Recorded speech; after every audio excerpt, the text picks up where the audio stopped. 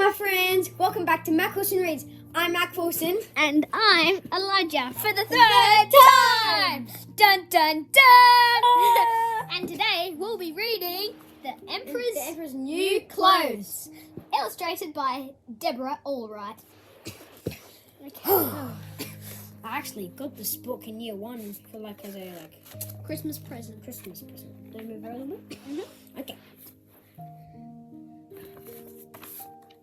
The Emperor's New Clothes. Retold by Catherine Sully, illustrated by Deborah Allwright.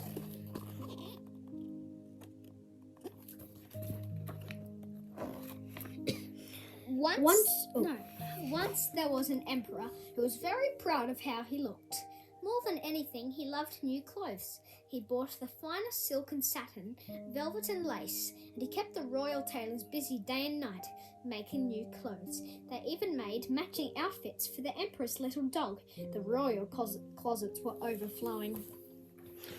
Every morning, the emperor would admire himself in the mirror and say, "Aren't I the best dressed emperor in the whole wide world?" No matter what they really thought, everyone around him would bow and say, "Yes, Your Majesty, you are." Dang, this emperor must love clothes. Yeah. Every year, the emperor led a royal parade through the city, wearing his very best clothes. But one year, he decided that even his best clothes would not do. This year, he told his tailors, "I want to wear an outfit so splendid no one will ever forget it." The tailors worked day and night making the best clothes they could fashion. They brought the emperor piles and piles of new clothes to try on, but nothing pleased him. "These clothes are much too ordinary. I must have something much more magnificent."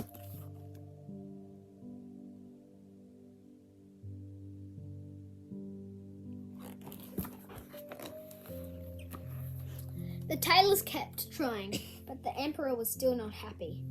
At last, he told his chief minister, "Find me some new tailors who can make truly magnificent clothes." The chief minister set out at once. As he walked through the marketplace, he overheard two men talking to a well-dressed couple. "We are the best tailors in the land," the first man was saying. "Yes," the other agreed. "We make clothes so fine that no one in the whole world has ever seen anything like them." The chief minister rushed over. "You must come with me to the emperor's palace," he told the tailors. You're the Mack. Okay. The chief minister brought the two tailors to the emperor. "Can you make clothes that are truly magnificent?" the emperor asked them. "Oh, yes, Your Majesty," they replied. "When people see our clothes, they never forget them." "What is so special about your clothes?" asked the emperor. "They are made from a rare and wonderful cloth," the first tailor explained, "and only we know how to weave it." "That sounds perfect," exclaimed the emperor. He gave the tailors a bag of gold and promised them more when the clothes were finished.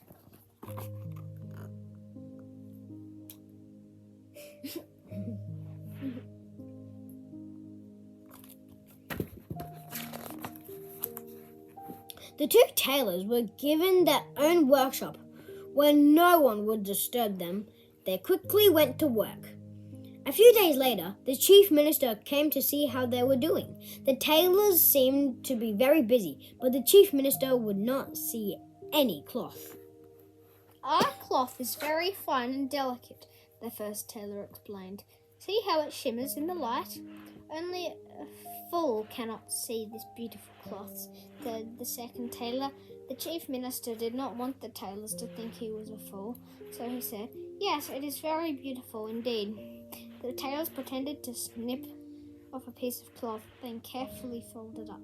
They handed it to the chief minister, who took it straight to the emperor.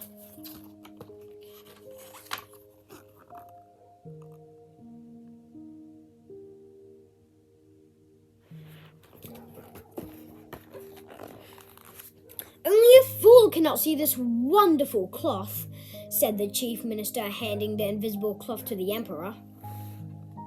The emperor did not want anyone to think he was a fool, so he quickly said, "Yes, it is the most beautiful cloth I have ever seen. Give the tailors more money and tell them to work more quickly."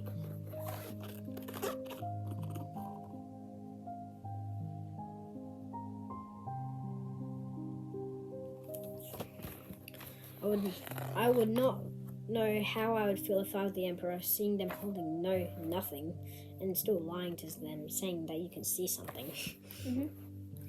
A week later, the chief minister went to see the tailors again.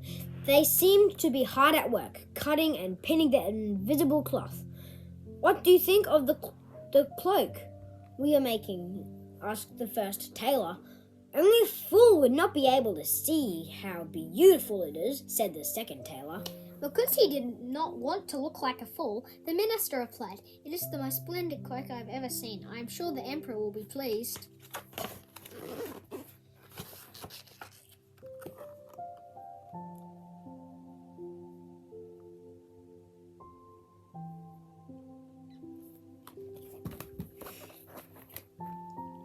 At last, the day of the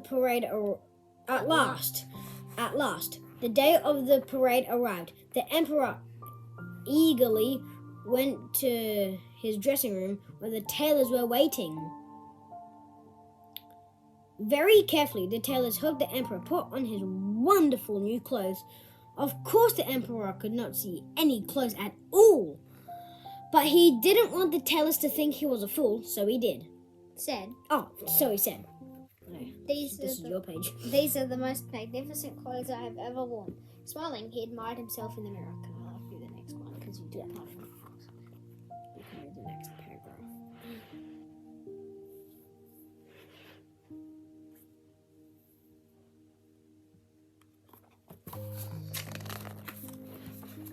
Wearing nothing at all, the emperor made his way down the grand staircase, through the great hall, and out to the palace courtyard.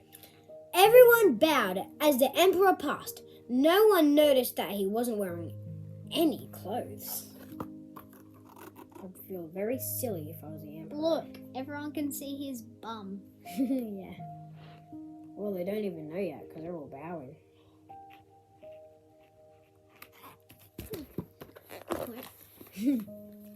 The parade made its way through the city. Crowds of people stood in the streets, cheering and clapping, waiting for the emperor to appear. When they saw the emperor at last, they could not believe their eyes. The people began to whisper to one another, but no one had the courage to say anything out loud. Imagine being the horse. Oh, a bare bottom is sitting on me. It Yeah. hurts.